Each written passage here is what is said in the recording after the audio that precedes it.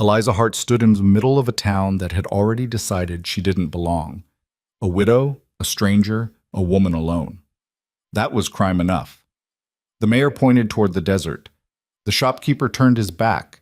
Even the church locked its doors. No work, no room, no mercy. Just 72 hours before they drag her out in chains.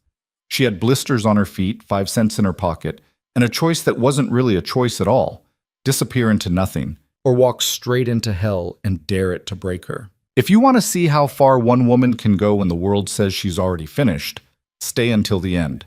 Drop a comment with your city. I want to see how far this story travels. The town didn't have a name worth remembering.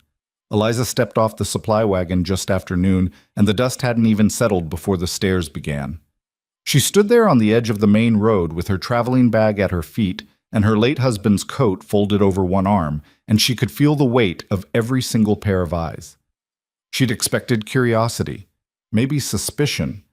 What she got was something colder. A woman in a faded blue dress whispered something to the man beside her, and they both turned away.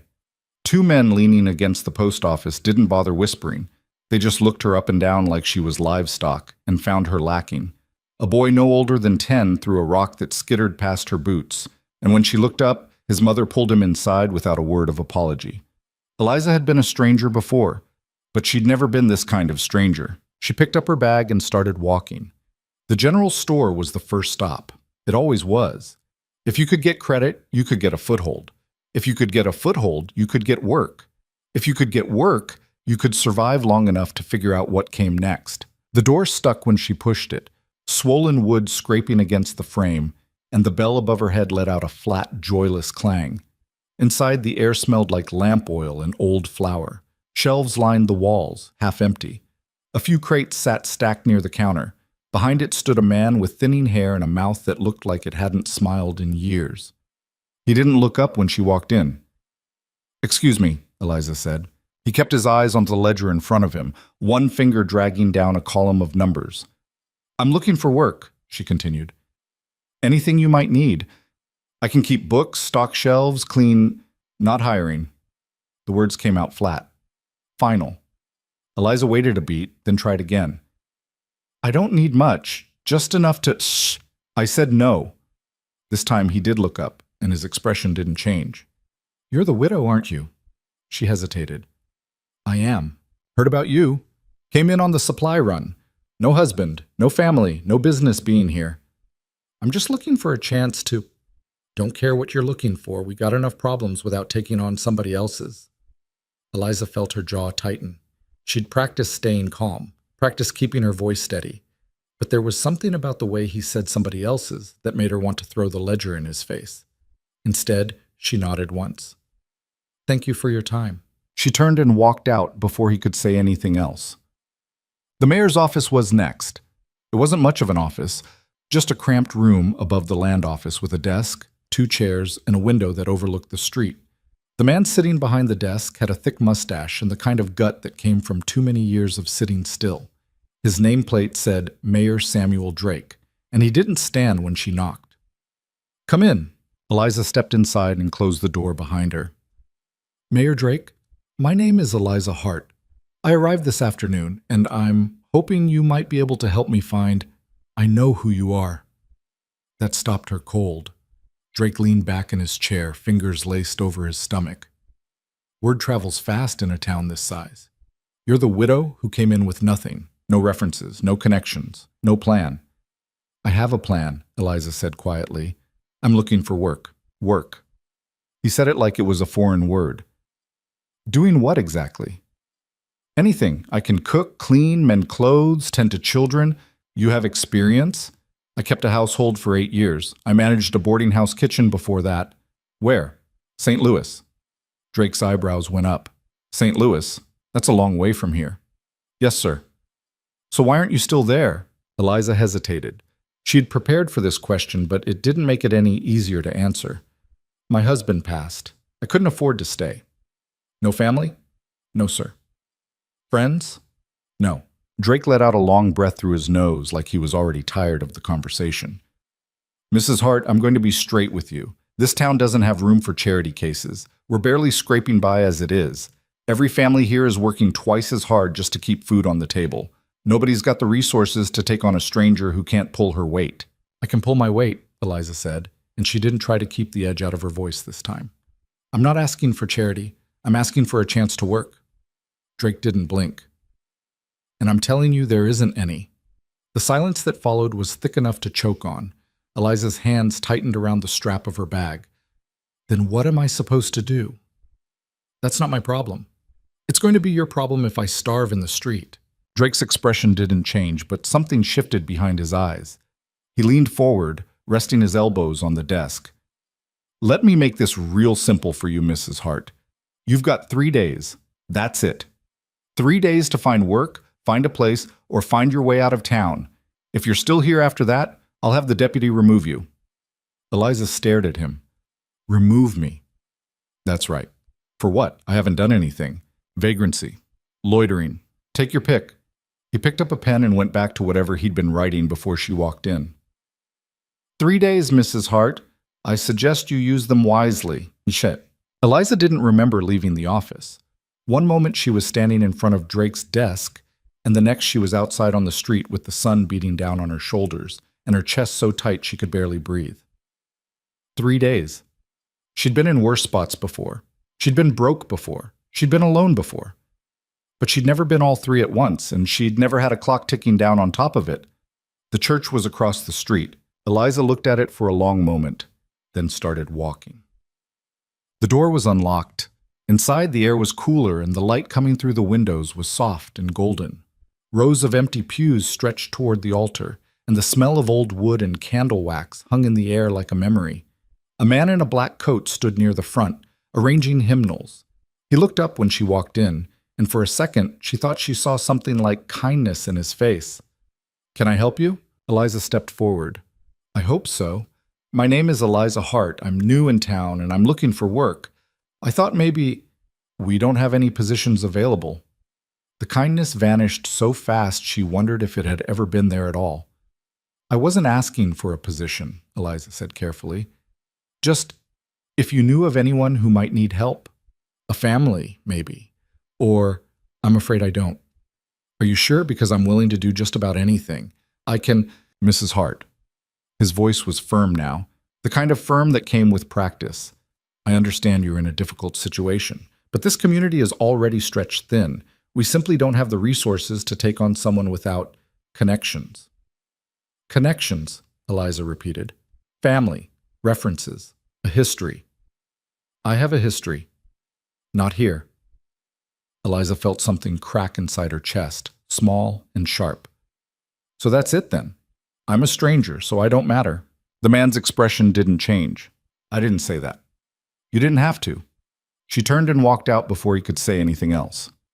By the time the sun started to sink, Eliza had knocked on 14 doors. 14. Some people were polite. Some weren't. A few didn't even open the door all the way, just cracked it enough to see her face and then shut it again without a word. One woman told her to try the saloon. Another told her to try the next town over. A man with a face like old leather told her she should have thought about that before she came out here alone. By the time she reached the edge of town, her feet were screaming and her throat was dry as sand. She sat down on a bench outside the livery stable and let her bag drop to the ground beside her. 3 days. She pulled out the small pouch she kept in her coat pocket and counted the coins inside. 5 cents. That was it.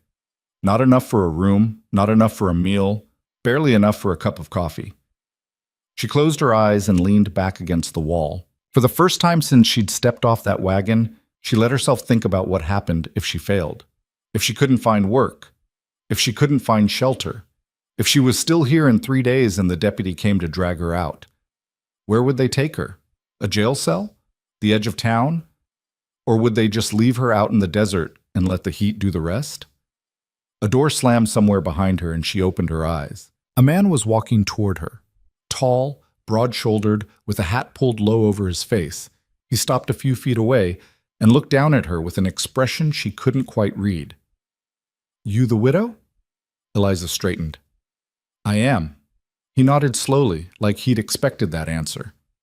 Heard you were looking for work. I am. What kind? Any kind. He studied her for a long moment, and Eliza forced herself to hold his gaze. She didn't know who he was, but she knew desperation when she smelled it, and right now she smelled it on herself. "You any good at cooking?" he asked. "Yes." "Cleaning?" "Yes." "Mending?" "Yes." "Ranch work?" She hesitated. "I'm willing to learn." The man let out a breath that might have been a laugh. Might have been something else. "You got a name?" "Eliza Hart." "Cole Turner." He tipped his hat. "I got a ranch about an hour north of here. It's not much. Place is falling apart, and I got 2 boys who don't know how to cook anything that doesn't come out of a can. I need help. You need work. Seems like we might be able to figure something out." Eliza felt her heart kick against her ribs. "You're offering me a job?" "I'm offering you a week. You work hard, you can stay. You don't, you leave. Fair." It wasn't fair. It wasn't even close to fair. But it was more than anyone else had offered. "Fair," Eliza said. Cole nodded. "Good. I'll be back here at dawn tomorrow. You be ready." He turned and started walking away, and Eliza watched him go until he disappeared around the corner. Then she sat back down on the bench and let out a breath she didn't know she'd been holding. 3 days.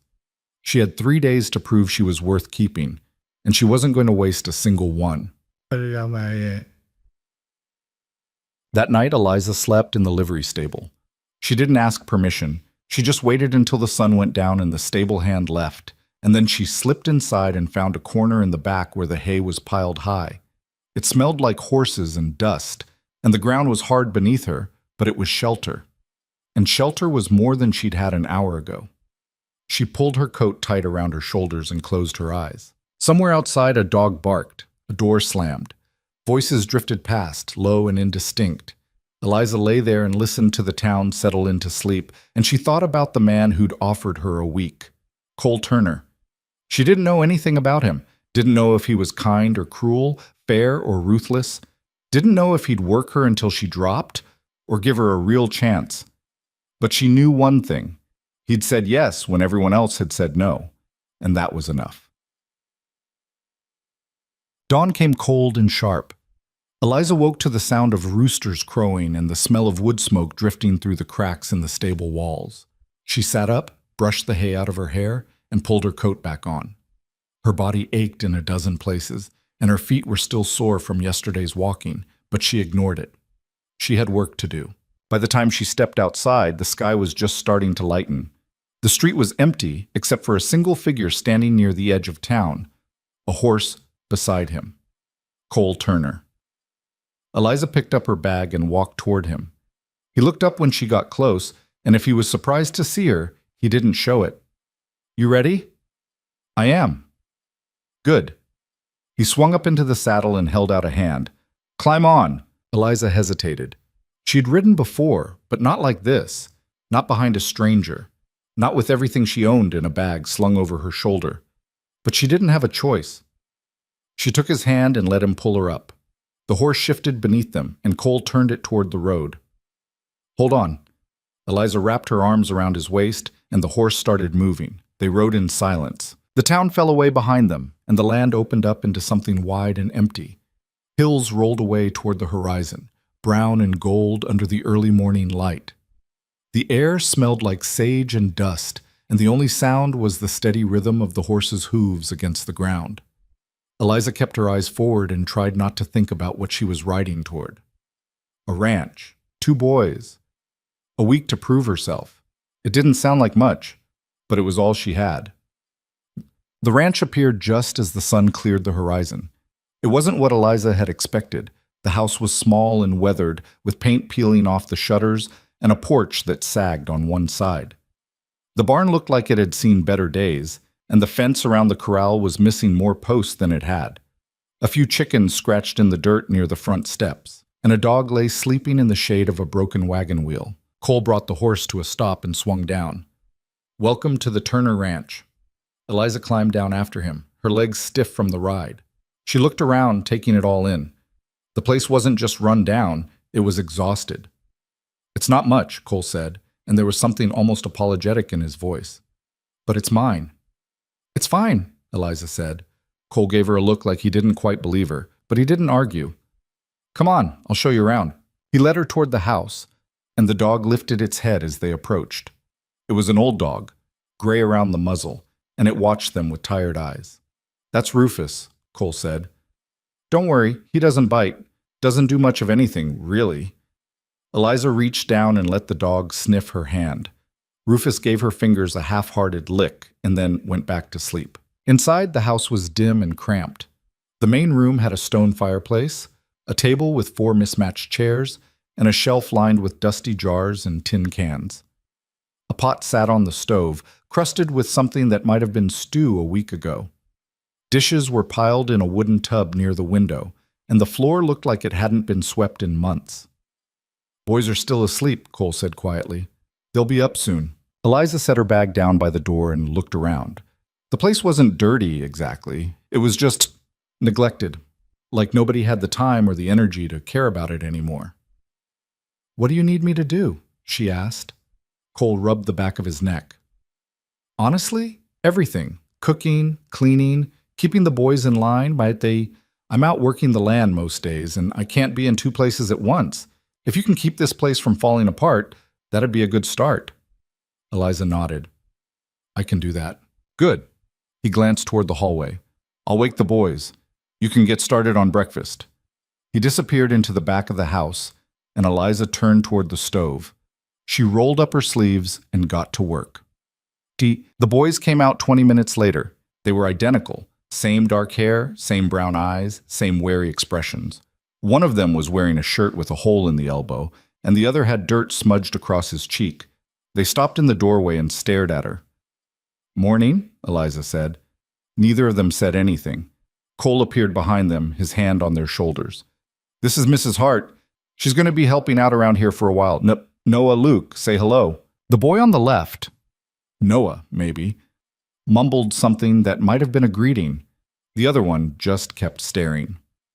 Sit down, Cole said, and they shuffled over to the table without a word. Eliza set plates in front of them, eggs fried in butter, biscuits still warm from the oven, a little bit of jam she'd found in the back of the cupboard. The boys looked down at their plates like they weren't sure what to do with them. Go on, Cole said. Eat. Noah picked up his fork and took a bite, then another. Then he looked up at Eliza with something like surprise.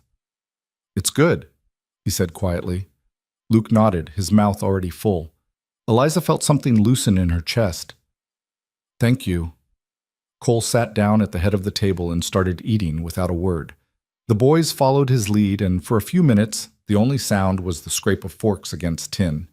Then Noah looked up again. Where'd you come from? Noah, Cole said sharply.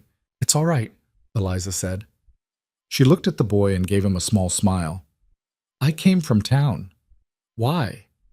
Because I needed work. Why? Noah, Cole said again, but Eliza shook her head. Because I didn't have anywhere else to go. Noah frowned, like he was trying to figure out if that made sense. Do you got a husband? I did. He passed away. Oh. Noah looked down at his plate. Our ma passed away too. The room went very quiet. Cole's jaw tightened and Luke stopped chewing. Eliza didn't say anything. She didn't know what to say. After a long moment, Cole stood up. Finish eating, then get your chores done. He walked out without another word, and the boys watched him go. Eliza sat down across from them and picked up her own fork. What kind of chores do you have? Noah shrugged. Feeding the chickens, hauling water, stuff like that. Sounds like hard work. It's not that hard. Still, I'm impressed. Noah looked at her like he wasn't sure if she was making fun of him or not. Then he went back to eating. Eliza watched them both, and she thought about what Noah had said. Our ma passed away too. She didn't ask how long ago, didn't ask what happened. She could see the answer in the way Cole's shoulders had tensed, and the way Luke hadn't said a word since she'd arrived. This family was broken, and she was walking into the middle of it. The first day was the hardest. Eliza scrubbed dishes until her hands were raw, swept floors until her back ached, hauled water from the well until her arms felt like they were going to fall off. The boys watched her from a distance, curious but cautious, and Cole stayed outside until the sun went down. By the time night fell, Eliza was so tired she could barely stand. But the house was clean, the dishes were done, supper was on the table. Cole came in just as she was setting out the last plate. He stopped in the doorway and looked around, and for a second she thought she saw something shift in his expression. "Smells good," he said quietly. "Thank you." He sat down and the boys followed. They ate in silence again, but this time it felt different, less tense, less hollow. After supper, Eliza cleared the table and washed the dishes while Cole put the boys to bed. She could hear him talking to them in the other room, his voice low and steady, and she found herself listening without meaning to. When he came back out, she was drying the last plate. "You did good today," he said. Eliza looked up. "Thank you. I mean it. This place hasn't looked like this in a long time." She set the plate down. "How long?" Cole didn't answer right away. He leaned against the door frame, his arms crossed, and stared at the floor like he was trying to decide how much to say. 2 years, he said finally. "My wife died 2 years ago. Fever took her in 3 days. Didn't even have time to say goodbye." Eliza's throat tightened. "I'm sorry." "Yeah, me too." He looked up and his eyes were hard. "I'm telling you this so you understand. Those boys, they've been through hell. They don't need someone who's going to leave. So if you're planning on running, do it now. Don't wait until they get attached." Eliza met his gaze and didn't look away. "I'm not planning on running." "Good." He pushed off the doorframe and started toward the hallway. "Get some rest. Tomorrow's going to be just as long." He disappeared into the back of the house, and Eliza stood there alone in the dim light of the kitchen. She thought about what he'd said. They don't need someone who's going to leave. Neither did she. The second day was easier. Eliza woke before the sun and started breakfast.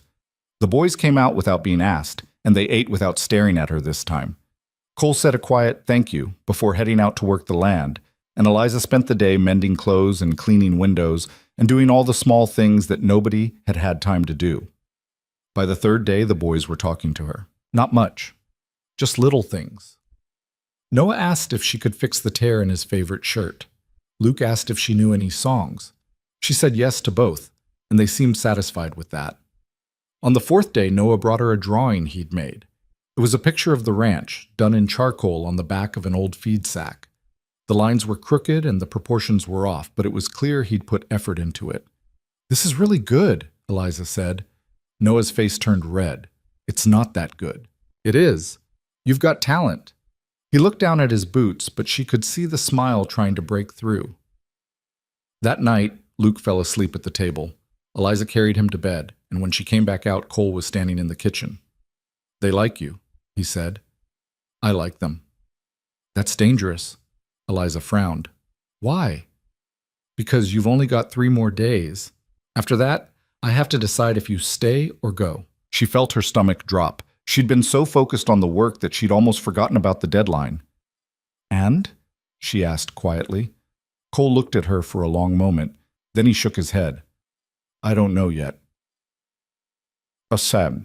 The 5th day started like the others, but it ended differently. Eliza was in the garden, pulling weeds, when she heard the sound of hooves.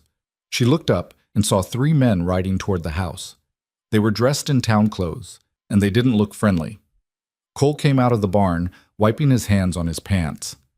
"Can I help you?" The man in front, a thick-necked man with a badge pinned to his chest, swung down from his horse. "Cole Turner?" "That's me. I'm Deputy Carson. Got a complaint about you harboring a vagrant." Eliza's blood went cold. Cole's expression didn't change. "Vagrant?" "The widow, Eliza Hart. Mayor Drake says she was supposed to be gone by now." "She's not a vagrant. She works for me." Carson's eyes flicked toward Eliza and she saw the disdain in them. "That's so." "It is." "You paying her?" "That's between me and her." Carson's jaw tightened.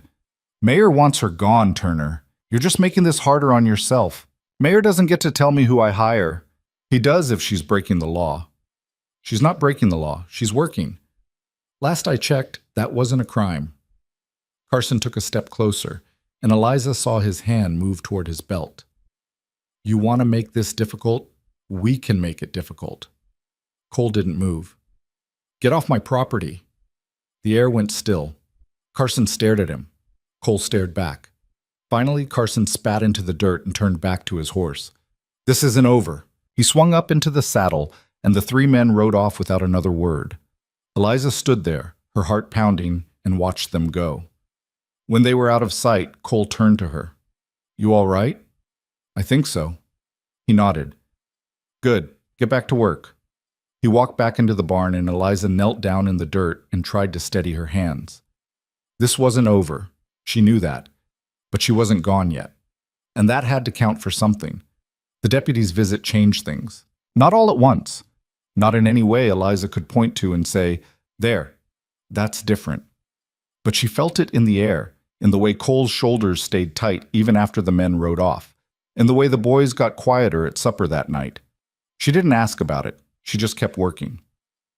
On the 6th day, she woke before dawn and found Cole already up, sitting at the table with a cup of coffee going cold in front of him.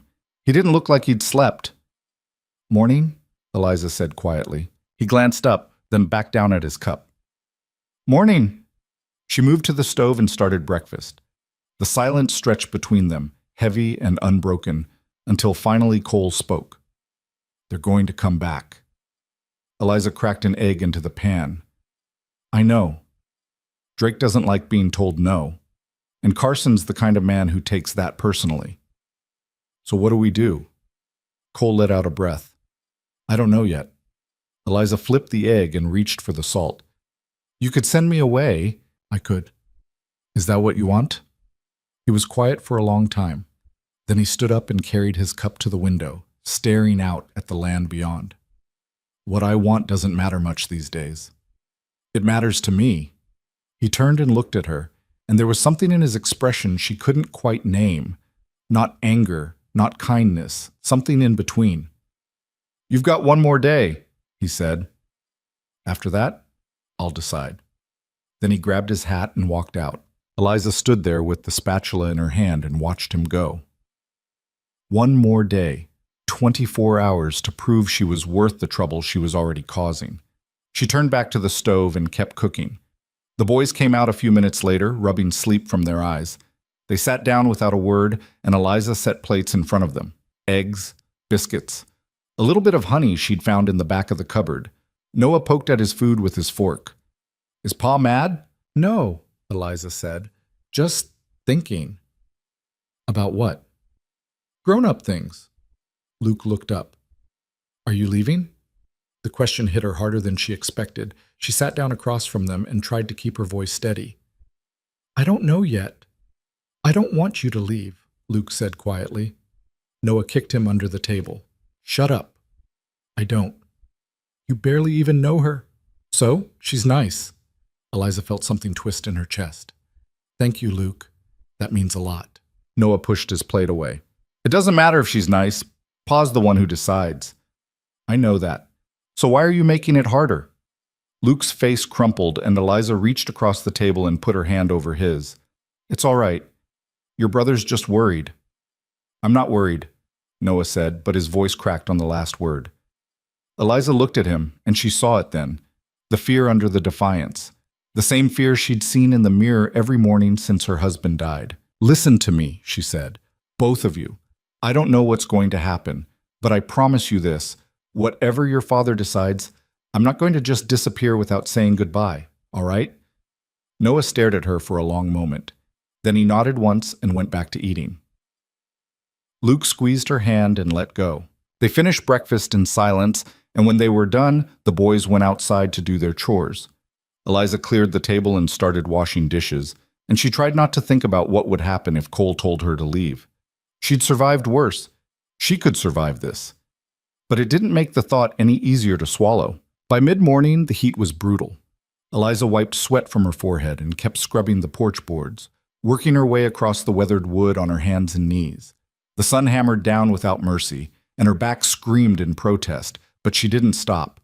She heard the wagon before she saw it. When she looked up, a woman was climbing down from the driver's seat, her dress crisp despite the dust, her hair pinned back in a way that probably took an hour to perfect. Behind her, 2 more women stepped down, both dressed just as carefully. Eliza got to her feet, wiping her hands on her apron. The first woman looked her up and down like she was inspecting livestock. You must be Mrs. Hart. I am. I'm Mrs. Brennan. This is Mrs. Colby and Mrs. Finch. We're from the town council. She said it like it was supposed to mean something. Eliza nodded. What can I do for you? Mrs. Brennan's smile didn't reach her eyes. We heard you were working for Mr. Turner. We thought we'd come by and see how you were settling in. That's kind of you. Is it? Mrs. Colby stepped forward, her gaze sharp. Because from what we've heard, you didn't exactly ask permission before inserting yourself into this family. Eliza felt her jaw tighten. Mr. Turner offered me work. I accepted. I didn't realize I needed permission from the town council. You don't? Mrs. Brennan said smoothly. But you do need to understand how things work around here. This is a small community. We look out for each other. And when a stranger shows up with no history, no references, and no explanation, people get concerned. Concerned about what? About whether you're trustworthy. I've been working here for almost a week. If Mr. Turner had concerns, I'm sure he'd have said something. Mrs. Finch laughed, a thin, brittle sound. Mr. Turner is a widower with 2 young boys. He's not exactly in a position to make sound decisions about who he lets into his home. Eliza's hands curled into fists. With all due respect, ma'am, that's not your decision to make. No, Mrs. Brennan said, but it is our responsibility to protect the people in this town, especially the vulnerable ones. The boys aren't vulnerable, they're taken care of. Are they? Mrs. Colby's voice turned sharp. Because from what I've seen, this place is falling apart. The house is a mess. The boys are running wild. And now there's a strange woman living here with no supervision whatsoever. I'm not living here. I'm working here. For how long? Eliza hesitated. That's between me and Mr. Turner. Mrs. Brennan's smile turned cold. I see. Well, Mrs. Hart, let me be very clear. If we hear even a whisper of impropriety, anything that suggests you're taking advantage of Mr. Turner or those boys, we will not hesitate to intervene. Intervene how? However we see fit. The words hung in the air like a threat. Eliza forced herself to stay calm. Is there anything else? Mrs. Brennan looked her up and down one more time, then turned back to the wagon. No, I think we've said what we came to say. The 3 women climbed back up, and the wagon rolled away without another word. Eliza stood there and watched them go, her heart pounding in her chest. She'd dealt with judgment before. She'd dealt with cruelty. But this was different. This wasn't just gossip or suspicion. This was a warning, and she had no idea what to do about it. When Cole came back that evening, she told him what happened. He listened without interrupting, his face unreadable, and when she finished, he was quiet for a long time. I'm sorry, Eliza said. I didn't mean to cause trouble. You didn't cause it. They did. He set his hat on the table and rubbed his eyes. This is what I was afraid of. They're not going to let this go. So what do we do? I don't know. Cole? I said I don't know. His voice came out sharper than he probably meant it to, and he winced. Sorry. I need to think. Eliza nodded and turned back to the stove. She didn't push. She just kept cooking. That night, after the boys were in bed, Cole came out and sat at the table again. Eliza was mending one of Noah's shirts, and she didn't look up when he walked in. You're good with them, he said quietly. Eliza glanced up. The boys? Yeah, they listen to you, trust you. That's not easy. They're good kids. They are. But they've been through a lot, and they don't let people in easy. He paused. Neither do I. Eliza set the shirt down. What are you saying? Cole looked at her, and for the first time since she'd met him, she saw something other than walls in his eyes. I'm saying you've earned your keep. If you want to stay, you can stay. Not just for a week, for as long as it works. Eliza's breath caught. You mean that? I don't say things I don't mean. She felt tears prick at the corners of her eyes, and she blinked them back. Thank you. Don't thank me yet. This town's going to make it hell for both of us. I can handle it. Can you? Eliza met his gaze and didn't look away. I've handled worse. Cole nodded slowly. All right then. He stood up and started toward the hallway, then stopped. Eliza? Yes? You're not just good with the boys, you're good for them. Don't forget that. He disappeared into the back of the house before she could respond. Eliza sat there alone in the dim light, her hands shaking, and let the tears come. The next morning, she woke to the sound of breaking glass.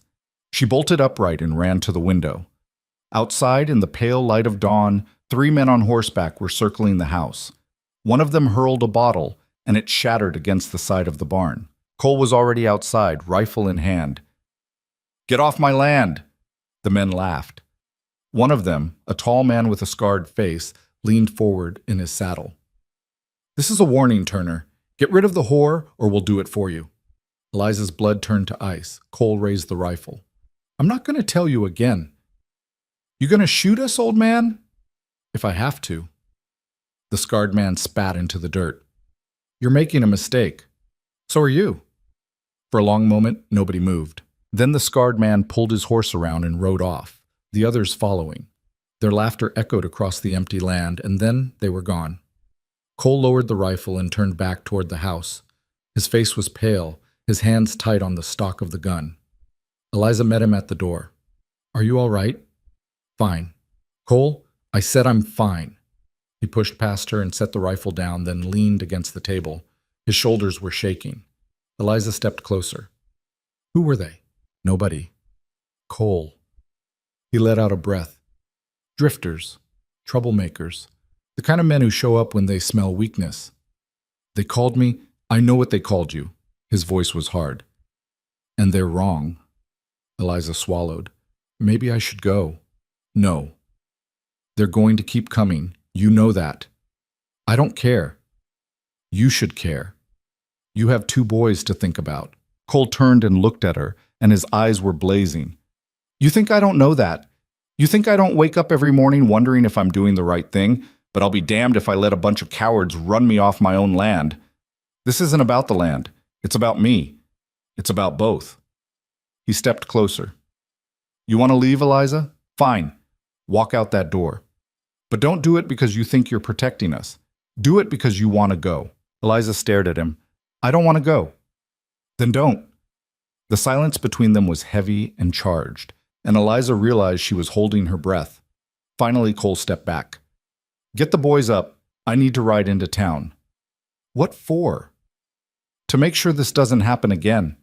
He grabbed his coat and walked out before she could argue.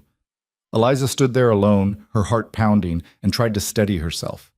This was getting worse, and she had no idea how to stop it. By the time Cole got back that afternoon, the boys were in the yard playing with a stick and a hoop. Eliza was hanging laundry, and she looked up when she heard the horse. Cole swung down and walked toward her, his face grim. "What happened?" Eliza asked. "I talked to the sheriff." "And?" "He said he'd look into it, but I could tell he didn't believe me." "Why not?" Cole's jaw tightened. "Because half the town thinks you're the problem. They think I'm being reckless, putting my boys at risk." "Do you think that?" "No, but it doesn't matter what I think, not if they decide to make this official." Eliza felt her stomach drop. "What do you mean, official?" "I mean, if they get enough people together, they can petition the mayor, force me to let you go." "Can they do that?" "In a town this size, they can do whatever they want." Eliza looked down at the wet shirt in her hands. "Then what do we do?" "We keep going. We don't give them a reason to push harder." "And if they push anyway?" Cole didn't answer. That night, Eliza couldn't sleep. She lay on the thin bedroll Cole had set up for her in the corner of the main room, staring at the ceiling, and listened to the house settle around her. The boys were quiet in the next room. Cole was somewhere in the back. She thought about the men on horseback, the women from the town council, the deputy with his cold eyes and colder words. She thought about running. It would be easy. Wait until everyone was asleep, slip out the door, and disappear into the night. No goodbyes. No explanations. Just gone. But then she thought about Luke's question. "Are you leaving?" And she thought about Noah's defiance. It doesn't matter if she's nice. And she thought about Cole standing in front of those men with a rifle in his hands, refusing to back down. She couldn't leave. Not yet. Not like this. The next morning, she was up before the sun again. She made breakfast, woke the boys, and sent them outside to do their chores. Cole came out just as she was pouring coffee, and he sat down without a word. "I've been thinking," Eliza said. "About what?" About what happens next. Cole looked up. And? I think we need to go into town. He frowned. Why? Because hiding out here isn't going to change anything. If they think I'm some kind of threat, we need to show them I'm not. You want to walk into the lion's den. I want to stop being invisible. Cole studied her for a long moment. Then he nodded slowly. All right, we'll go Sunday, after service. Eliza felt her pulse quicken. You sure? No, but you're right. We can't keep hiding. Sunday came too fast. Eliza spent the morning scrubbing herself clean and fixing her hair as best she could.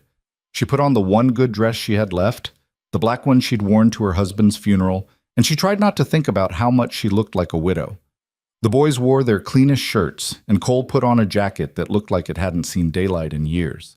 They climbed into the wagon just after dawn, and the ride into town was silent. When they arrived, people were already gathering outside the building where services were held. Eliza saw the stares the moment she stepped down from the wagon, saw the whispers, saw the way people turned away. Cole put his hand on her elbow. Stay close. They walked toward the entrance, the boys trailing behind, and Eliza kept her chin up even though her legs felt like water. Mrs. Brennan was standing near the door, talking to a group of women. When she saw Eliza, her expression hardened. Mr. Turner, she said coolly. How unexpected. Mrs. Brennan, Cole tipped his hat. We thought we'd join you this morning. Did you? We did. Mrs. Brennan's gaze flicked to Eliza, then back to Cole. I'm not sure that's a good idea. Why not? Because people are uncomfortable. People or you? Mrs. Brennan's smile turned sharp. Does it matter? Cole's hand tightened on Eliza's elbow. Yes, it does. The two of them stared at each other, and Eliza could feel the weight of every single person watching. Then a voice cut through the tension. Let them in. Everyone turned. An older woman was standing near the entrance, her hair white as snow, her back bent with age. Eliza didn't recognize her, but everyone else seemed to. Mrs. Brennan's expression faltered. Mrs. Calloway, I don't think... I didn't ask what you think, Helen. The old woman's voice was sharp enough to cut glass. I said let them in. Mrs. Brennan's mouth opened, then closed. She stepped aside without another word. Cole nodded to the old woman. Thank you, ma'am. Don't thank me yet, boy. Just get inside before these vultures change their minds. They walked past her, and Eliza felt the old woman's eyes on her as they passed. Not judging, just watching. Inside, the room was packed. Every seat was full, and people stood along the walls. Cole led Eliza to an empty spot in the back, and the boys squeezed in beside them. The service started, and Eliza tried to focus on the words being spoken, but all she could feel was the weight of the room pressing down on her. When it ended, people filed out quickly, avoiding eye contact. Cole didn't move. He just sat there, his jaw tight, until the room was almost empty. Then Mrs. Calloway appeared in front of them.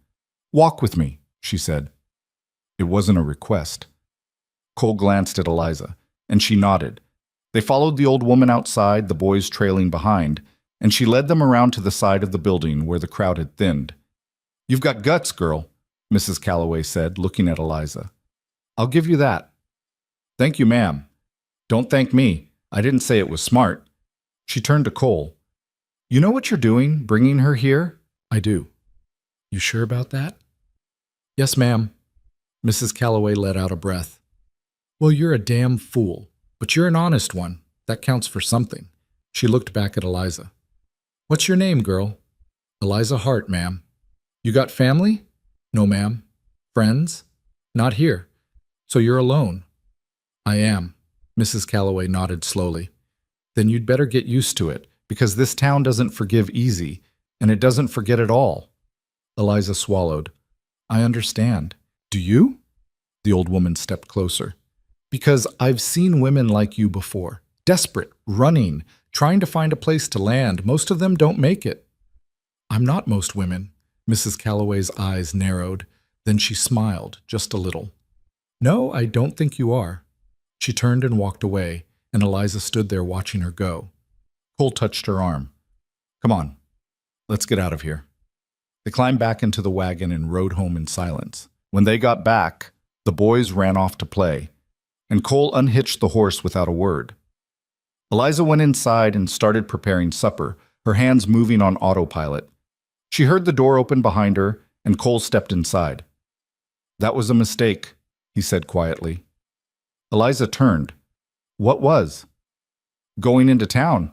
I shouldn't have let you talk me into it." "Why not?"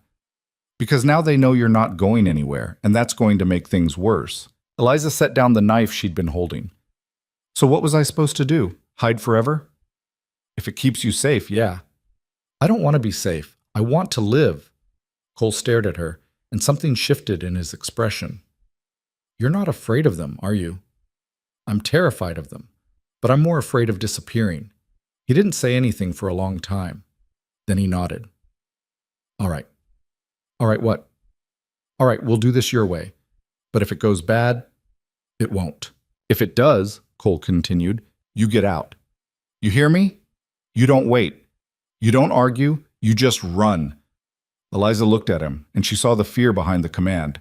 Not fear for himself, fear for her. "I hear you," she said quietly. Cole held her gaze for another moment, then turned and walked back outside.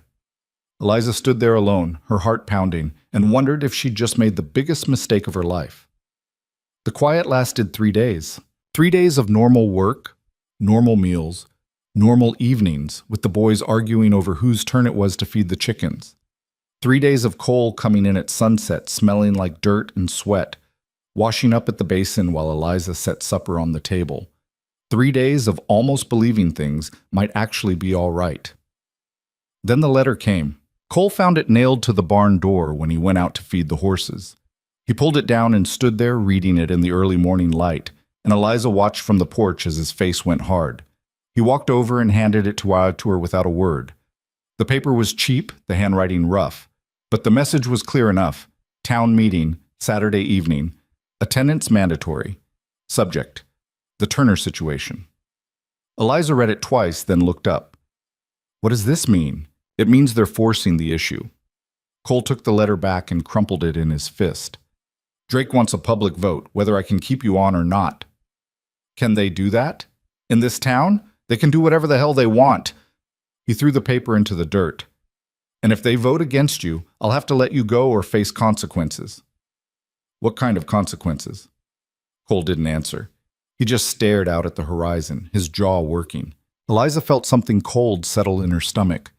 "They're going to make an example of us." "Yeah, they are." "So what do we do?" Cole turned and looked at her, and there was something almost desperate in his eyes. "We show up, we make our case, and we hope to hell that enough people have a shred of decency left. And if they don't?" He didn't answer that either. The days leading up to Saturday crawled by like wounded animals. Eliza threw herself into the work, scrubbing floors that didn't need scrubbing, mending clothes that didn't need mending, anything to keep her hands busy and her mind from spiraling. The boys sensed something was wrong, but they didn't ask. They just stayed closer than usual, like they were afraid she might disappear if they looked away too long. On Friday night, Noah came into the kitchen while Eliza was cleaning up after supper. Cole had already gone to bed, and Luke was asleep in the other room. "Can I ask you something?" Noah said quietly. Eliza dried her hands on her apron. "Of course." He shifted his weight from foot to foot, not quite meeting her eyes. "Are they going to make you leave?" "I don't know. But they might." "Yes, they might." Noah was quiet for a long moment. Then he looked up, and his eyes were bright with something that looked like anger. "It's not fair." "No, it's not.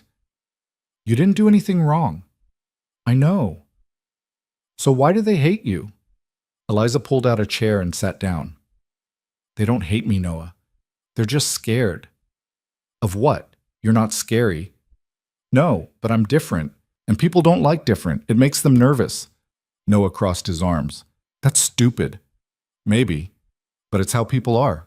He kicked at the floor with his boot. "If they make you leave, I'm going to tell them they're all stupid." Eliza felt her throat tighten. "You don't have to do that." "Yeah, I do." He looked at her, and his voice cracked. "You're the first person who's been nice to us since Ma died. You're not allowed to leave."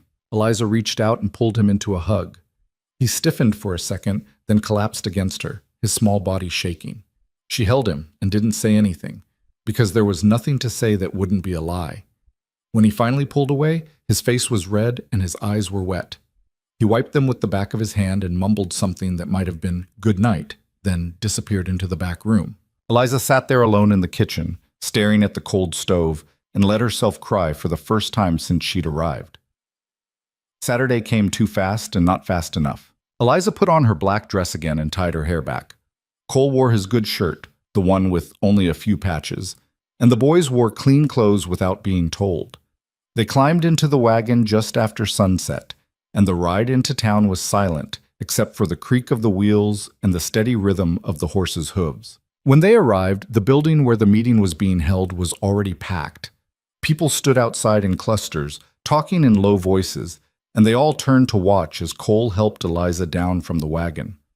"Stay together," Cole said quietly. "Don't let them separate us."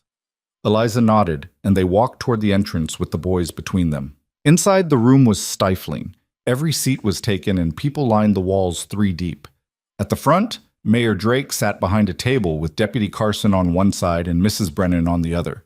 The air smelled like sweat and lamp oil, and something else Eliza couldn't quite name. Something sour.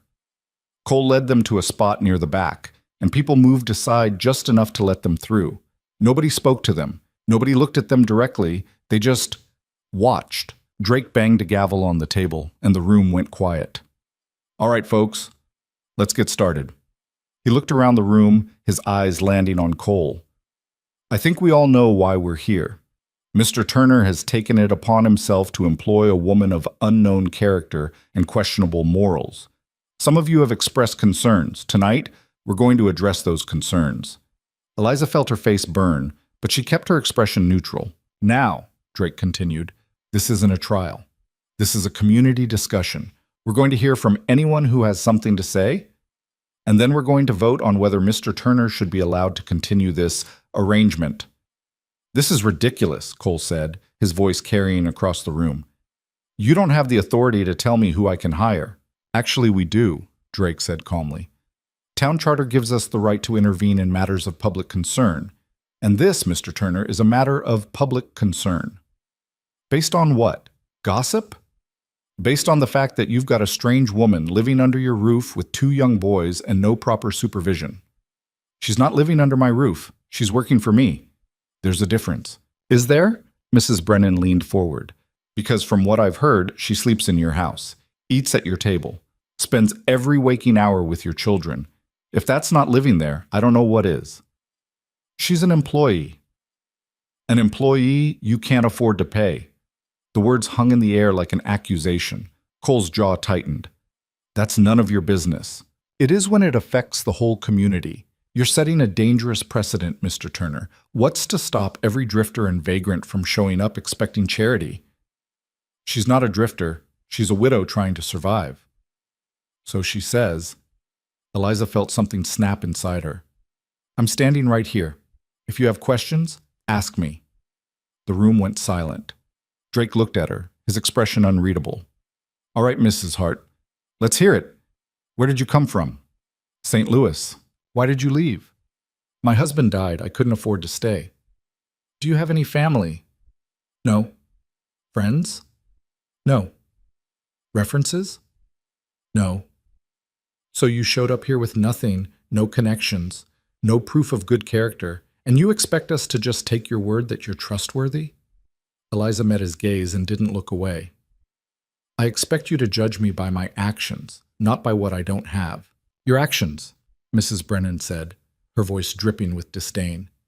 "You mean inserting yourself into a vulnerable family and taking advantage of a grieving widower?" "I'm not taking advantage of anyone." "Aren't you? You have a roof over your head, food in your belly, protection. What does Mr. Turner get in return?"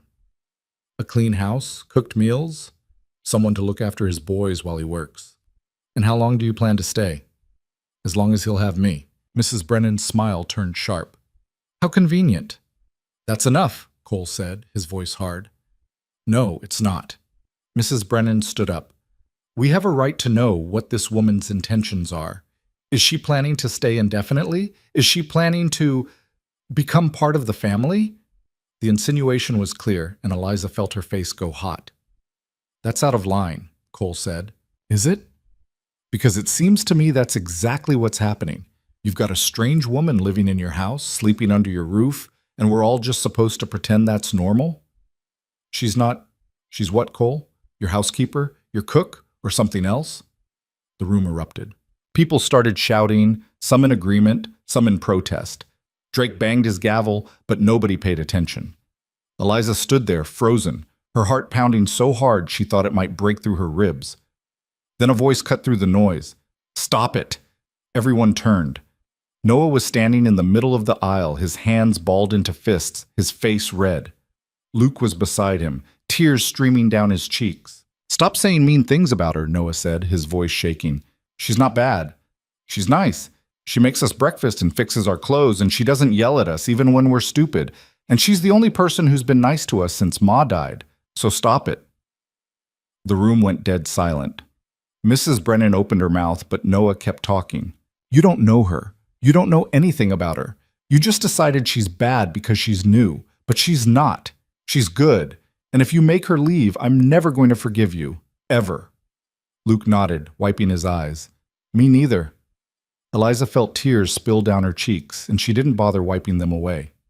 Drake cleared his throat. "Boys, this isn't—" "Yes, it is."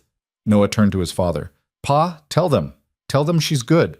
Cole looked at his sons, and Eliza saw something shift in his face, something that had been locked away for a long time finally breaking free. He stood up. "My boys are right," he said quietly. "Mrs. Hart is good. She's hardworking, honest, and kind. She's taken care of my family when nobody else would. She's earned her place on my ranch, and I'm not going to let a bunch of scared, judgmental people take that away from her." "Cole," Mrs. Brennan started. "I'm not done." His voice was like iron. "You want to know what her intentions are? Her intention is to survive, just like the rest of us. You want to know if she's trustworthy? She's more trustworthy than half the people in this room.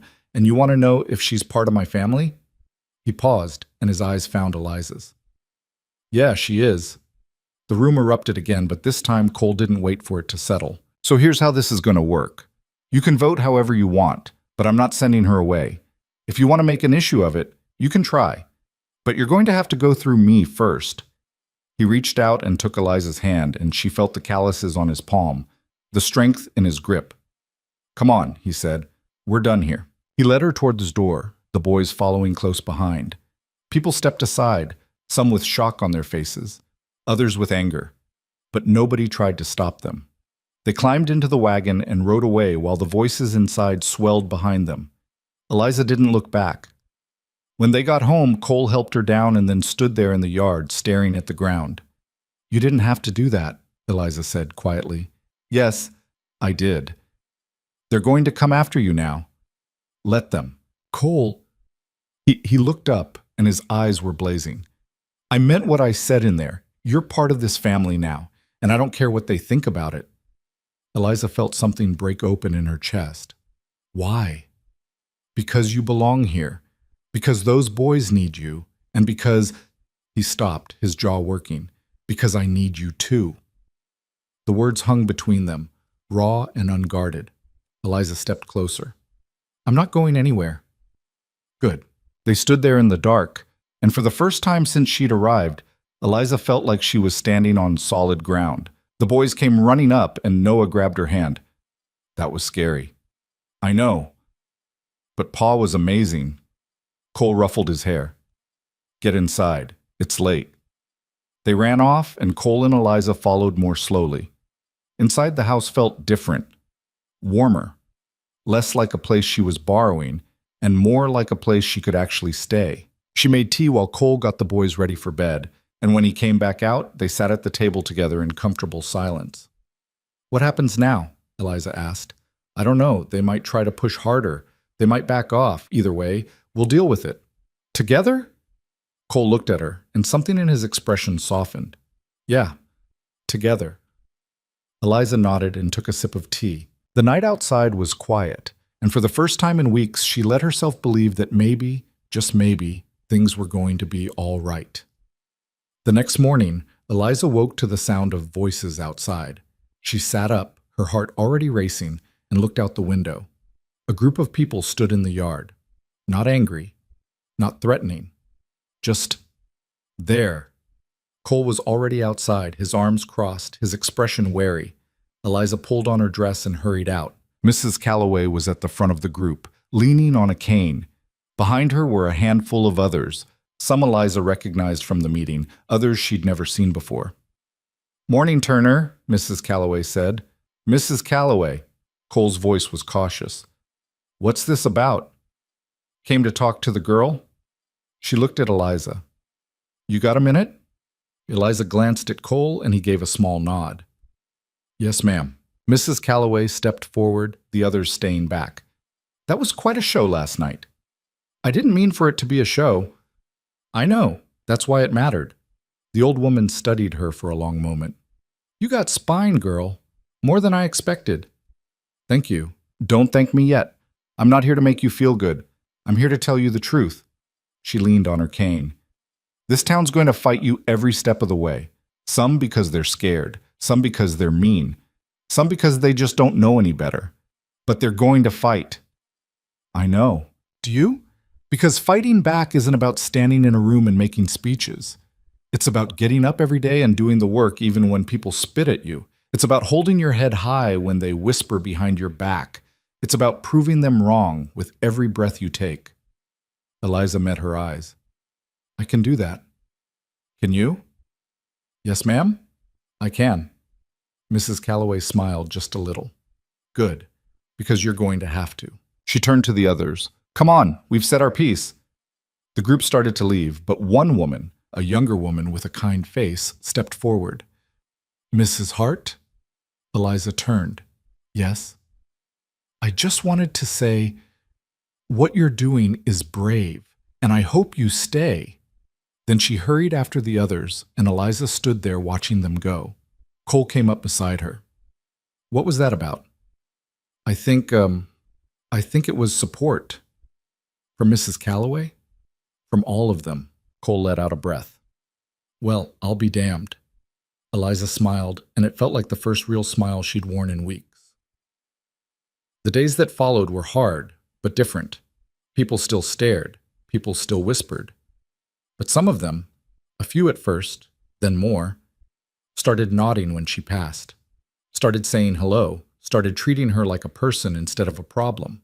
It wasn't much, but it was something, and Eliza held on to it like a lifeline. One afternoon she was in town buying supplies when she ran into Mrs. Finch from the town council. The woman looked uncomfortable, like she wasn't sure whether to speak or keep walking. Finally she stopped. "Mrs. Hart!" "Mrs. Finch, I wanted to apologize for the things I said at the meeting." Eliza blinked. "You don't have to—" "Yes, I do. I was wrong. I judged you without knowing you, and that wasn't fair." She took a breath. "My husband reminded me that we were strangers here once, too. And people weren't kind to us either. I should have remembered that." Eliza didn't know what to say. Mrs. Finch gave her a small, awkward smile. "Anyway, I'm sorry. And if you ever need anything, you can ask." She walked away before Eliza could respond. Eliza stood there in the middle of the street, holding a bag of flour, and felt something shift in her chest. It wasn't forgiveness. It wasn't acceptance. But it was a crack in the wall. And that was enough. That night, after the boys were asleep, Eliza sat on the porch with Cole. The stars were out, bright and sharp against the black sky, and the air was cool. "You did it," Cole said quietly. "Did what?" "Made them see you." Eliza shook her head. "I didn't do it alone." "No, but you started it." He looked at her. "You walked into that meeting and you didn't back down. That mattered." "The boys mattered more." Cole smiled. "Yeah, they did." They sat in silence for a while, listening to the crickets and the distant sound of coyotes howling. "Can I ask you something?" Eliza said. "Sure." "When you said I was part of the family, did you mean it?" Cole was quiet for a long time. Then he nodded. "Yeah, I meant it." "Why?" He looked at her, and his expression was open in a way she'd never seen before. "Because you fit. I don't know how else to explain it.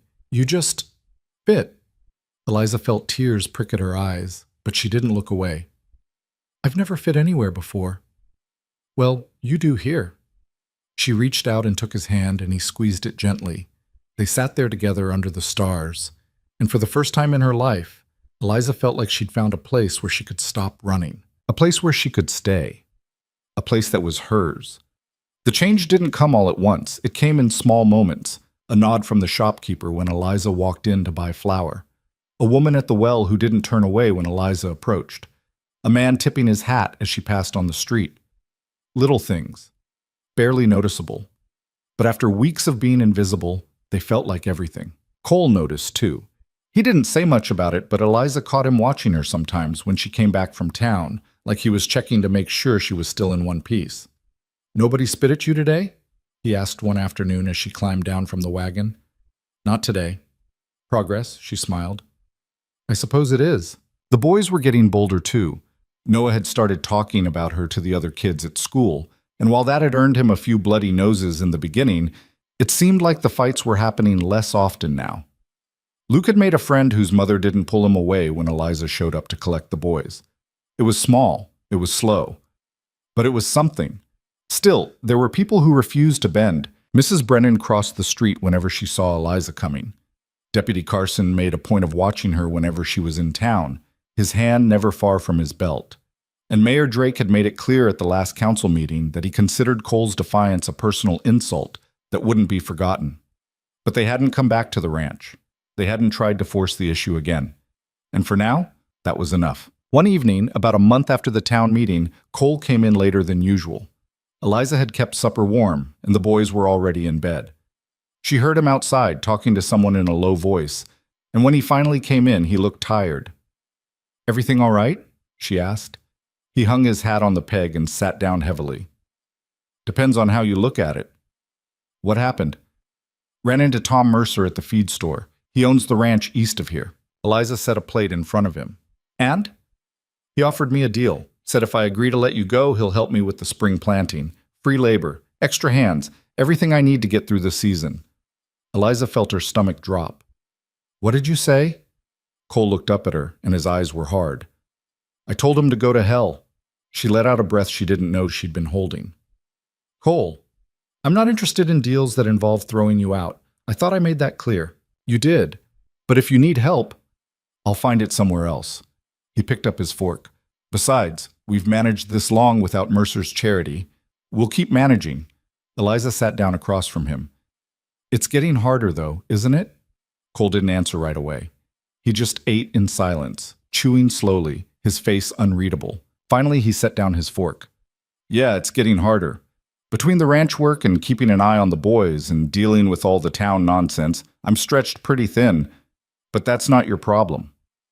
It is if I'm the reason it's happening. You're not the reason. They are.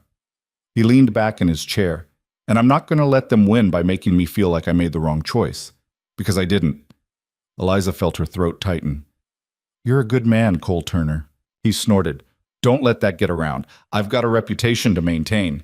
She smiled, and they finished supper in comfortable silence. Later that night, after Cole had gone to bed, Eliza sat alone in the kitchen and thought about what he'd said. I'm stretched pretty thin. She'd seen it. The way his shoulders stayed tense even when he was resting. The way he fell asleep at the table some nights before he made it to bed. The way his hands shook just a little when he thought nobody was looking. He was working himself into the ground. And it was because of her. No, not because of her, because of them. The people in town who decided she was a problem and were making Cole pay for refusing to get rid of her. But the result was the same. She needed to do more. Find a way to pull her weight that went beyond cooking and cleaning. She needed to make herself necessary in a way nobody could argue with.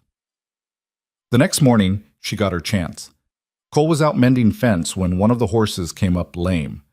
Eliza heard him cursing from inside the house, and when she went out to see what was wrong, she found him standing in the corral with the mare, examining her front leg. What happened? Eliza asked. She stepped wrong. Might be a stone bruise. Might be worse. He straightened up, frustration written all over his face. I can't afford for her to be down. I need her for plowing. Can you call a veterinarian? Cole laughed, but there was no humor in it. With what money? Besides, nearest one is 2 towns over. By the time he got here, it'd be too late. Eliza stepped into the corral. Let me look. Cole frowned. You know horses? I grew up around them. My father kept a stable. He stepped aside and Eliza moved closer to the mare, speaking softly. The horse shifted nervously, but Eliza kept her voice low and steady, running her hand down the animal's neck. Easy, girl. Let me see. She crouched down and lifted the hoof carefully, examining it in the morning light. There was a small stone wedged near the frog, and the area around it was swollen. It's a stone, Eliza said. If we can get it out and keep her off it for a few days, she should be fine. Cole came closer. You sure? No, but it's worth trying. She went to the barn and came back with a hoof pick and some clean cloth. The mare didn't like it, but Eliza worked patiently, talking to her the whole time, and after a few minutes the stone came free. There, Eliza said, setting the hoof down gently. We'll need to keep it clean and wrapped, and she needs rest. Cole stared at her. How'd you know how to do that? I told you. I grew up around horses. You never mentioned that before. Eliza stood up and brushed the dirt off her hands. You never asked. Cole shook his head, something like amazement in his expression. Is there anything you can't do? Plenty, but horses aren't on the list. He looked at the mare, then back at Eliza. You just saved me a week's worth of trouble. Maybe more. Then we're even. We're not even close to even. He reached out and squeezed her shoulder briefly. Thank you. Eliza felt warmth spread through her chest. You're welcome. After that, Cole started asking her opinion on things. Which field to plant first, whether to sell the extra chickens or keep them through winter, how to handle the boys when they got into fights at school.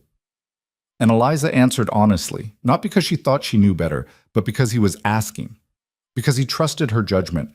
It felt good, better than good. It felt like she was building something real, but not everyone was happy about it. 2 weeks later, Eliza was in town picking up supplies when she ran into Mrs. Brennan outside the general store. The woman looked at her like she was something unpleasant stuck to the bottom of her shoe. Mrs. Hart. Mrs. Brennan. I see you're still here. I am. Mrs. Brennan's mouth thinned. You must be very proud of yourself. Eliza set down the bag she was carrying. I'm just trying to live my life, ma'am, same as everyone else. By inserting yourself where you don't belong? I belong exactly where Mr. Turner says I belong. Do you? Mrs. Brennan stepped closer, her voice dropping to something cold and sharp. Because it seems to me you've managed to manipulate a grieving widower into keeping you around. That takes a special kind of person. Eliza felt anger rise in her chest, but she kept her voice level. I haven't manipulated anyone. Haven't you? You show up with nothing. No family, no references, no past anyone can verify. And within weeks you've got a home, a position, and a man defending you like you're something precious. If that's not manipulation, I don't know what is. Maybe it's just called being decent to someone who needed help. Mrs. Brennan laughed, sharp and bitter. Decent? Is that what you call it? Yes.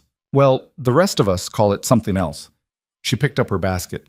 Mark my words, Mrs. Hart, this won't last. Whatever spell you've cast over Cole Turner, it's going to break eventually. And when it does, you'll be right back where you started, alone, unwanted, and out of options. She walked away before Eliza could respond. Eliza stood there on the street, her hands shaking, and tried to push down the sick feeling in her stomach. She wanted to believe Mrs. Brennan was wrong. Wanted to believe that what she'd built with Cole and the boys was real and solid and couldn't be torn down by gossip and spite. But there was a small, scared part of her that wondered if the woman was right. That night she couldn't sleep. She lay on her bedroll staring at the ceiling, listening to the house settle, and thought about everything that had happened since she'd arrived. The rejection, the judgment, the slow, painful climb toward something that almost looked like acceptance. And she thought about what would happen if it all fell apart. If Cole decided she was more trouble than she was worth. If the boys got tired of defending her. If the town finally wore them all down until there was nothing left but exhaustion and regret. She'd survived losing everything before. She could survive it again. But the thought of losing this, losing them, felt like something she might not come back from. The next morning, she was up before dawn, and she threw herself into the work with a kind of desperate energy. She scrubbed floors until her knees were raw, hauled water until her shoulders screamed, cooked and cleaned and mended and washed until there was nothing left to do and nowhere left to hide from her own thoughts. Cole found her in the garden that afternoon, pulling weeds that didn't need pulling. "You all right?" he asked. "Fine." "You don't look fine." Eliza sat back on her heels and wiped her forehead. "Just tired." Cole crouched down beside her. "What happened?" "Nothing." "Eliza." She looked at him, and the concern in his eyes made something crack open in her chest. "Mrs. Brennan cornered me in town yesterday, said some things." "What kind of things?" "The usual. That I'm manipulating you, that this won't last, that I'll end up alone again." Cole's expression darkened.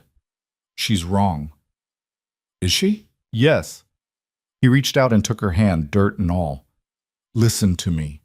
I don't care what Helen Brennan thinks. I don't care what anyone in that town thinks. You're here because I want you here, because the boys want you here, and that's not going to change." "You can't know that." "Yes, I can, because I'm the one making the decision, not them." He squeezed her hand. "You're not some temporary fix, Eliza. You're part of this family, and I need you to believe that." Eliza felt tears well up, and she didn't try to stop them. "I'm trying." "Then keep trying, because we're not going anywhere. And neither are you." He pulled her to her feet, and for a moment they just stood there in the garden, with the sun beating down and the smell of sage in the air. Then Cole let go of her hand and stepped back. "Come on. Boys will be home soon and they'll want supper." Eliza nodded and followed him back to the house. That evening, after the boys were in bed, Cole came out and sat at the table where Eliza was mending one of Luke's shirts. "Can I ask you something?" he said. "Of course." "Why'd you stay?" Eliza looked up. "What do you mean?" "After everything that's happened, the town meeting, the threats, all the grief people have given you, why didn't you just leave?" Eliza set down the shirt and thought about it. "Because I didn't have anywhere else to go." "That's not the only reason." "No, it's not." She met his eyes. "I stayed because for the first time in my life I felt like I mattered, like I was doing something that meant something, and I wasn't ready to give that up." Cole was quiet for a long moment. Then he nodded. "I'm glad you stayed." "So am I." He reached across the table and took her hand, and they sat there together in the lamplight, not saying anything, just being. And for Eliza, that was enough. The weeks that followed were easier. Not perfect, not without tension, but easier. The ranch work settled into a rhythm. Cole handled the heavy labor, and Eliza took care of everything else. The boys thrived under the routine, and even the school teacher stopped sending notes home about Noah getting into fights. In town, people were starting to treat Eliza like a person instead of a problem. Some still crossed the street when they saw her coming, but others nodded. A few even smiled. Mrs. Calloway started stopping by the ranch once a week, bringing preserves and asking Eliza pointed questions about how she was settling in. It was clear the old woman was keeping tabs, but Eliza didn't mind. It felt like having an ally. One afternoon, Mrs. Calloway showed up with a basket of apples and a knowing look. "You've done well for yourself, girl," she said, setting the basket on the porch. "Thank you. Don't thank me. You did the work." She looked around the ranch, taking in the freshly painted fence, the clean yard, the smoke rising from the chimney. "Place looks better than it has in years. Cole's been working hard." "So have you." Mrs. Calloway gave her a long look. "You planning to make this permanent?" Eliza blinked. "I don't know what you mean." "Yes, you do. Don't play coy with me. I'm too old for games." She leaned on her cane.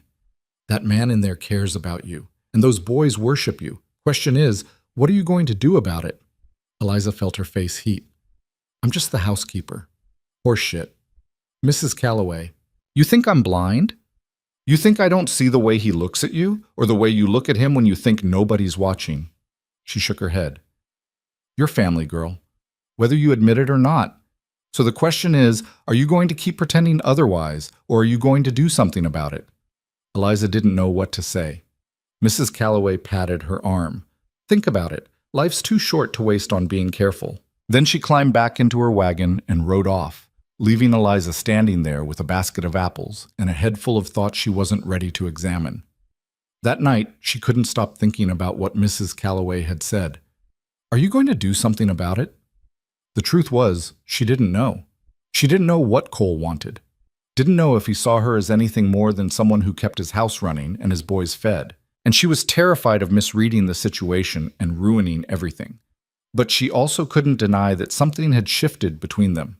The way he touched her hand when he passed her something at the table. The way he lingered in the kitchen after supper, talking about nothing in particular. The way he smiled at her when he thought she wasn't looking. It felt like something. But she didn't know what. A few days later, Cole asked her to ride out with him to check the far pasture. Boys are at school, he said. Thought you might want to get out of the house for a bit. Eliza agreed, and they rode out together under a bright blue sky. The land stretched out around them, brown and gold and endless, and Eliza felt something ease in her chest. Out here, away from the house and the town and all the watching eyes, she could breathe. They rode in silence for a while, and then Cole pulled his horse to a stop near a cluster of trees. This is where I proposed to my wife, he said quietly. Eliza looked at him, surprised. He'd never talked about his wife before. Not really. She loved this spot, Cole continued, said it felt like the edge of the world, like nothing bad could touch you out here. He paused. I haven't been back since she died. Why now? Cole looked at her, and his expression was open in a way she'd never seen. Because I wanted to share it with you.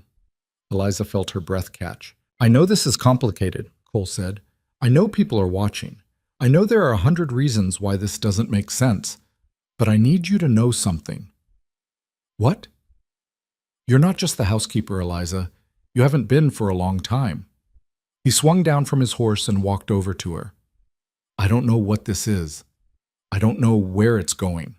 But I know I don't want to lose it. Eliza climbed down and stood in front of him, her heart pounding. I don't want to lose it either. Cole reached out and took her hand. Then let's not. He leaned in, and Eliza closed her eyes, and when his lips touched hers, it felt like coming home. They stood there for a long time, wrapped up in each other, the world falling away. And when they finally pulled apart, Eliza looked up at him and smiled. What do we do now? Cole smiled back. We keep going, same as always, just together. Together, Eliza repeated. And for the first time since she'd arrived, she let herself believe it might actually be true. They didn't tell anyone right away. Not because they were ashamed, but because it felt too new, too fragile to expose to the world just yet. Like something precious that needed time to grow roots before it could withstand the wind. But the boys knew. Children always knew. Eliza saw it in the way Noah watched them at breakfast the next morning, his eyes flicking between her and his father with something that looked like cautious hope. Saw it in the way Luke smiled when Cole's hand lingered on Eliza's shoulder as he passed behind her chair. Are you and Pa together now? Luke asked that afternoon while Eliza was helping him with his schoolwork. Eliza looked up from the slate where she'd been writing out arithmetic problems. What makes you ask that? He's different. Happier. Luke tilted his head. And you smile more. Eliza felt warmth spread through her chest. Would that be all right? If we were together?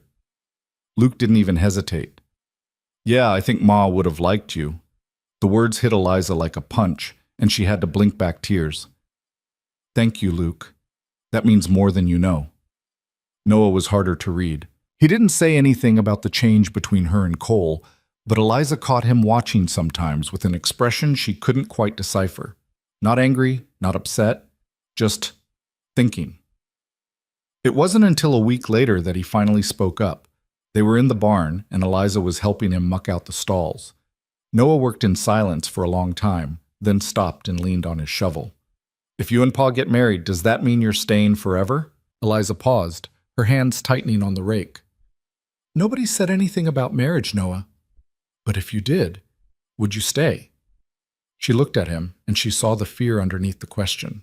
The fear of losing someone else. The fear of getting attached to something that might disappear.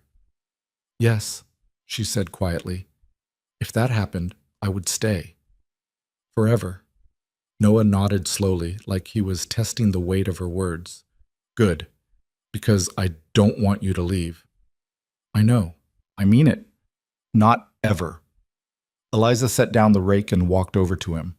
Noah, I'm not going anywhere. Whether your father and I get married or not, I'm here. You're stuck with me. He looked up at her, and his eyes were bright. Promise? I promise. He nodded again, then went back to work. But Eliza saw the tension leave his shoulders, and she knew something had shifted. The town noticed before anyone said a word. Maybe it was the way Cole stood a little closer to Eliza when they were in public. Maybe it was the way she laughed at something he said while they were loading supplies into the wagon. Maybe it was just the fact that they looked happy, and happiness was hard to hide. Whatever it was, people saw it, and they talked. Some of the talk was kind. Mrs. Calloway made a point of telling anyone who'd listen that it was about damn time Cole found someone. A few of the women who'd started warming up to Eliza offered quiet congratulations, like they'd been waiting for this all along. But others weren't so generous. Mrs. Brennan's disapproval turned sharper, more pointed. She made comments in the general store about women who used grief to manipulate their way into a man's life. Deputy Carson started watching Cole with the same suspicion he'd reserved for Eliza. And Mayor Drake called another town meeting. This time, the letter wasn't nailed to the barn.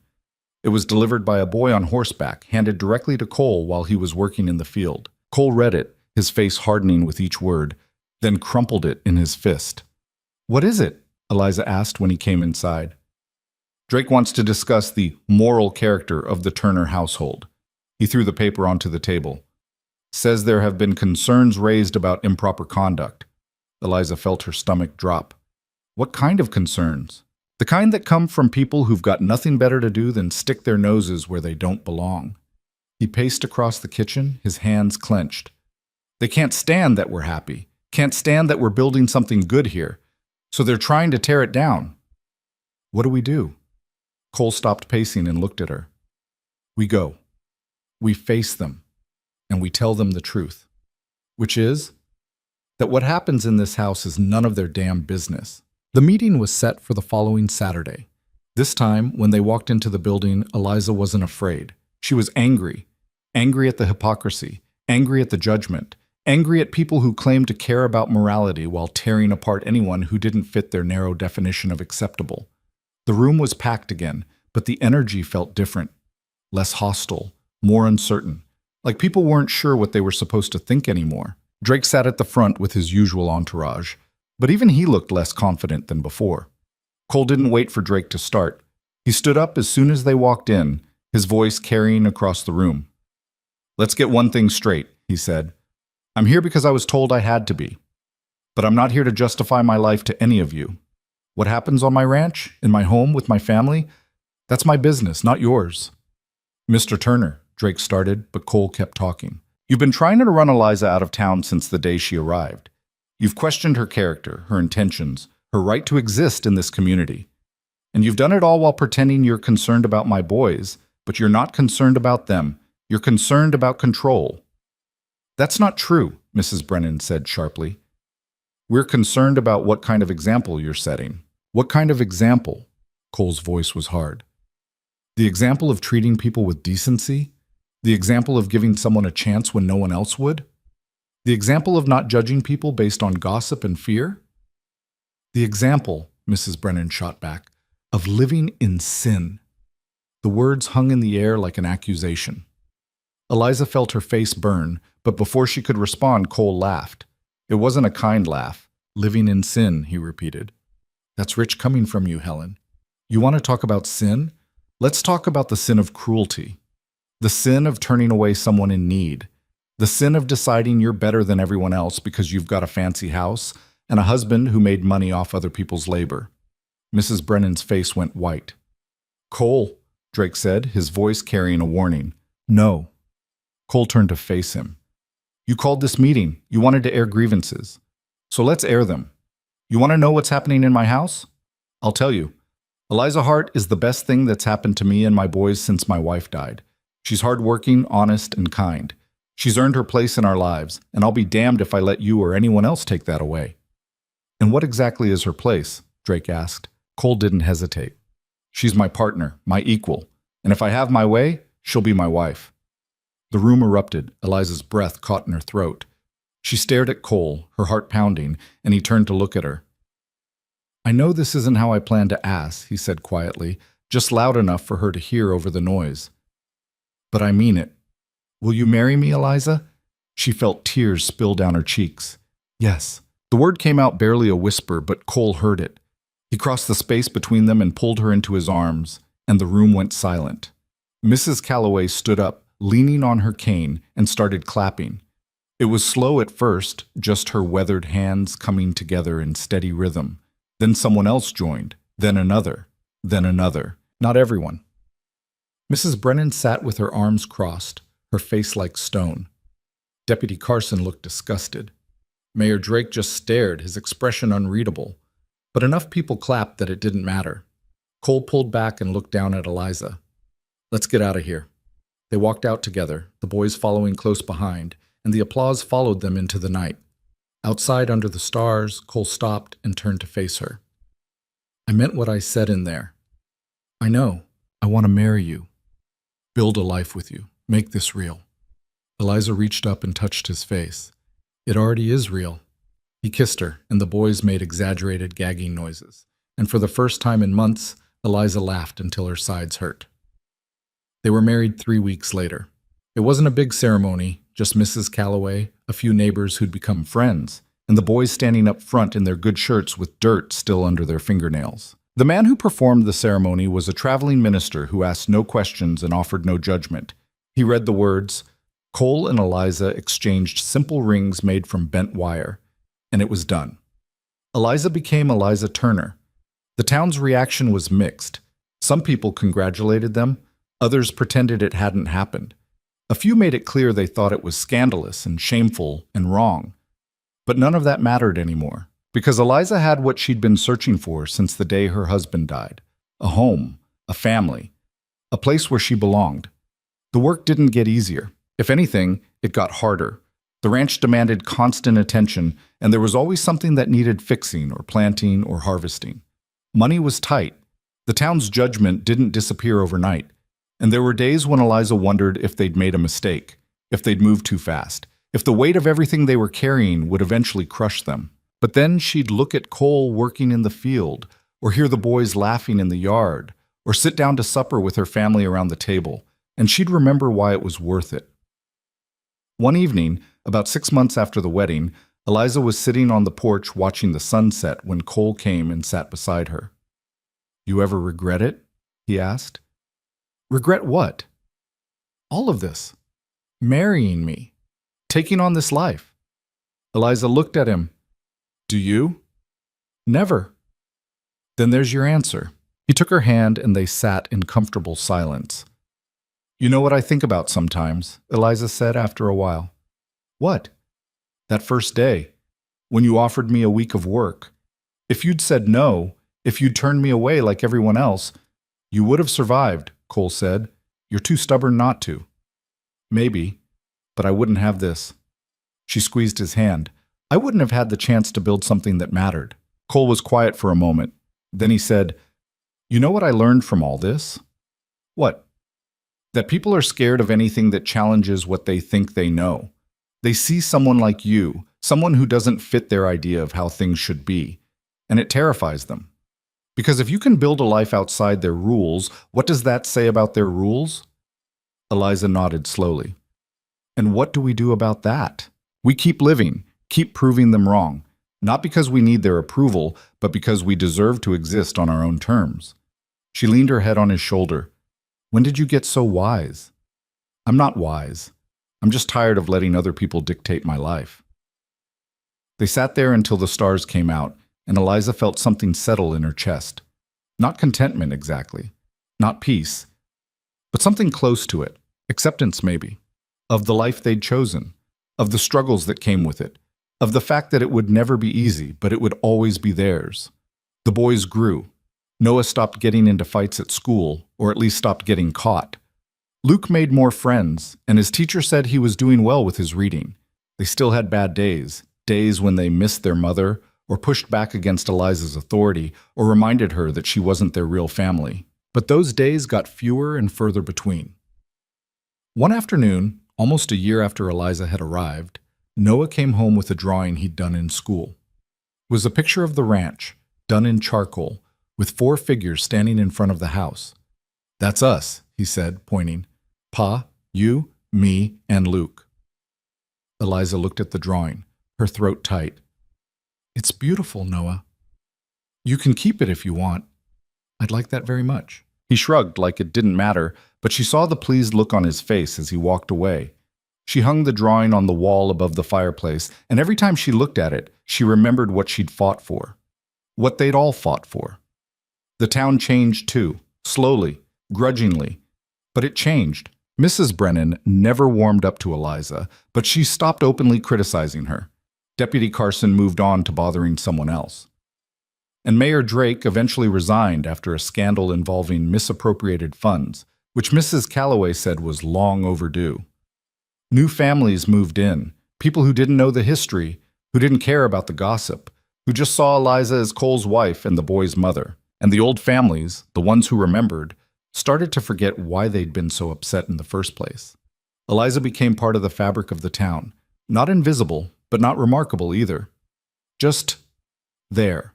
A woman who ran her household, raised her boys, and minded her own business. It was the most ordinary thing in the world, and it was everything she'd ever wanted.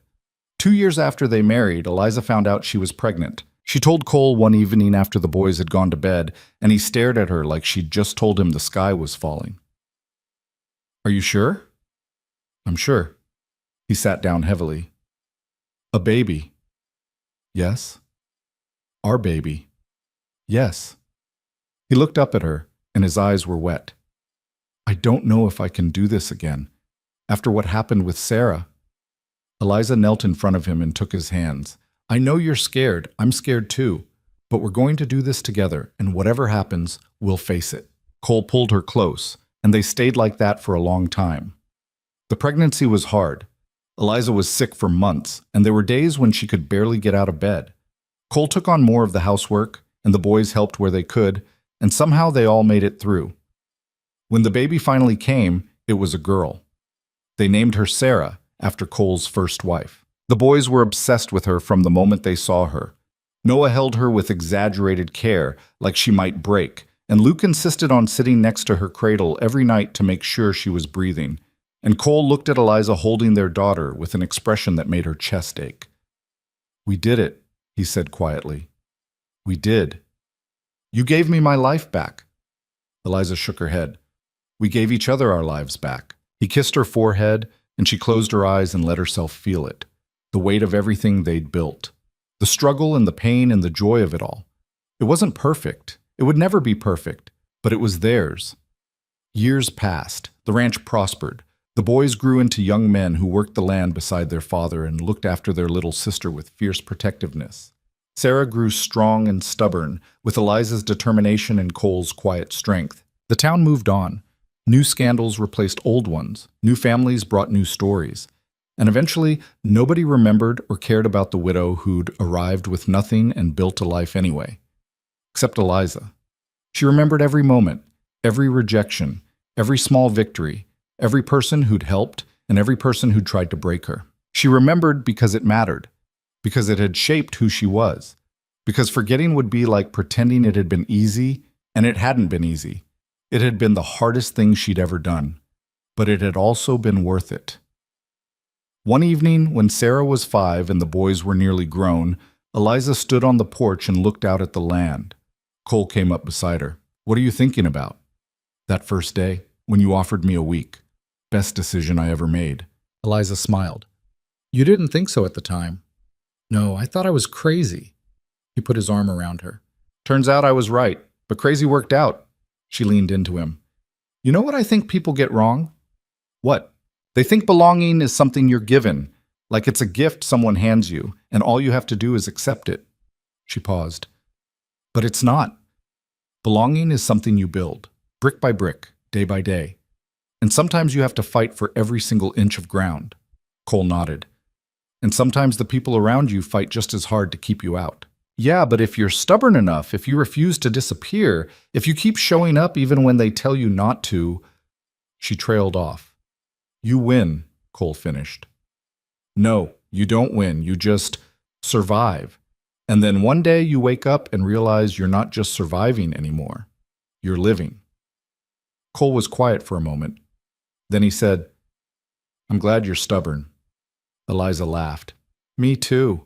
They stood there together as the sun set, painting the sky in shades of orange and gold, and Eliza thought about all the women who'd come before her, all the women who'd been told they didn't belong, who'd been turned away and judged and cast out. Some of them had survived, some hadn't, but all of them had tried. And that was what mattered. Not the winning or losing, not the acceptance or rejection, but the trying, the refusing to disappear, the insistence on existing even when the world said you had no right to. That was the lesson. That was what she'd pass on to her daughter and her sons, and anyone else who needed to hear it. You don't need permission to exist. You don't need approval to build a life. You just need the courage to keep going when everything tells you to quit. And sometimes, if you're lucky, you find people who'll stand beside you and fight with you and remind you why you started in the first place. Eliza had found those people. She'd found her family. And she'd found her home. Not because it had been given to her, but because she'd built it with her own 2 hands. Inside, she heard Sarah calling for her, and Noah and Luke arguing about something, and Cole chuckled. "Sounds like they need you." "They always need me," Eliza said, but she was smiling. She turned and walked back into the house, into the noise and the chaos, and the beautiful, messy reality of the life she'd fought for. And she didn't look back, because there was nothing behind her worth looking at. Everything that mattered was right here,